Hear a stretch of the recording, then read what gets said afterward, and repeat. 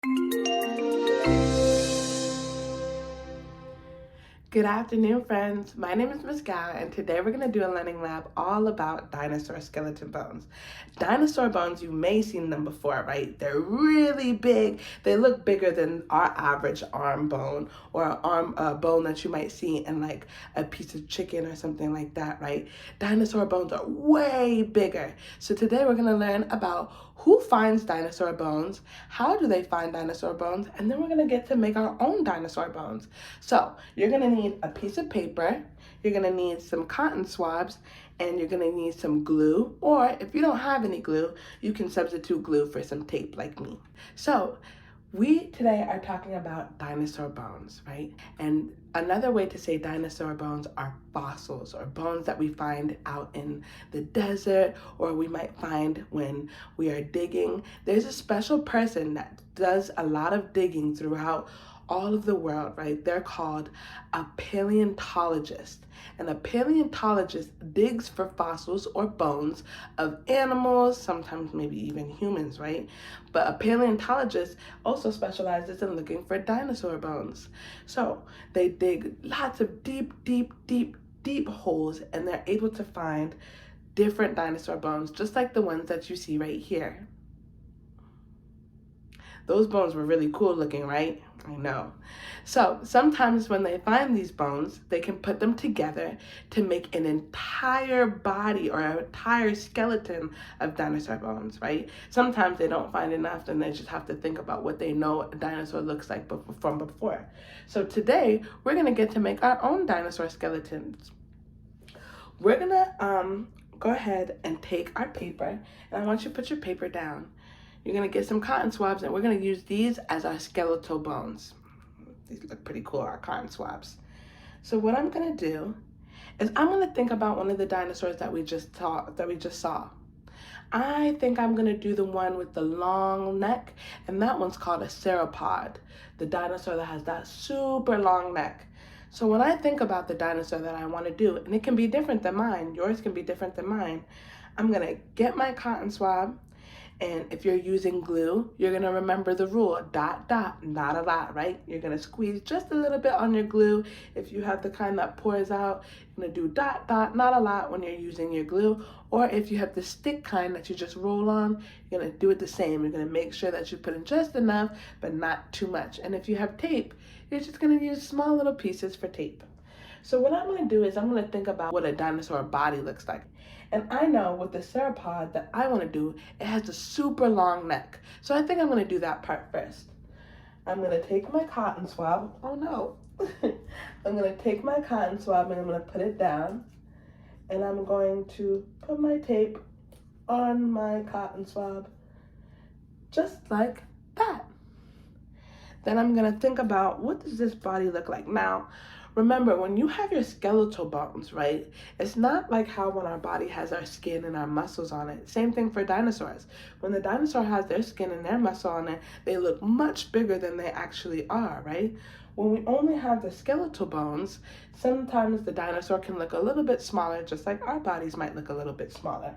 So I'm going to think about what I want my Seropod to look like. I know, again, that he has a long neck, and I'm going to give him a long back as well. I know that a Seropod's back kind of does a hump a little bit, just a little bit of a hump. So I'm going to bend my Q-tip just a little bit to give that hump effect that I want to do, so it's not too straight. And I'm going to put my second Q-tip right here. I'm going to use my tape to tape it on. If, remember, you're using your glue, you're doing dot, dot, not a lot, to put your tape, to put your Q-tip on, or your skeletal bone. And I'm going to just keep doing this. I'm going to think about, what else do I know does the Seropod have? What did I see in the picture? I remember it has a long neck, and it has a hump of a body. Ooh, it also has a tail, and I know that they're dinosaur tails. Most dinosaur tails have bones in them as well. That's what makes them so strong and so hard, right? So I'm going to create a tail right here. And then I'm going to think about, what else does a dinosaur have that I need to be able to put? Oh, I remember, a dinosaur has legs too, right? So I'm going to go ahead and use another cotton swab, because remember, we're using our cotton swabs as our fossils or our bones, and I'm going to use that to put it down just like so to give legs. Now, I remember that the Seropod has more than 2 legs, right? You remember how many legs the Seropod has, or any of the dinosaurs that we looked at? Yeah, they had 4 legs. So I'm going to use 4 Q-tips. I have my first 2 legs. I'm going to use 2 more to make the other 2 legs. And I'm going to put 1 in the back. I'm going to connect them at the top because they're a joint, right? They go together. They make sure that we know that these are legs. 1 right there. And I'm going to do another one for my other leg to make sure I have all 4 of my legs. Just like so. Wow. This is looking pretty cool. Oh man, I think I'm gonna make my Seropod's tail a little bit long because I know they have super long tails. So I'm gonna put another Q-tip all the way back down here. Now, there we go. And there you go, look what I did.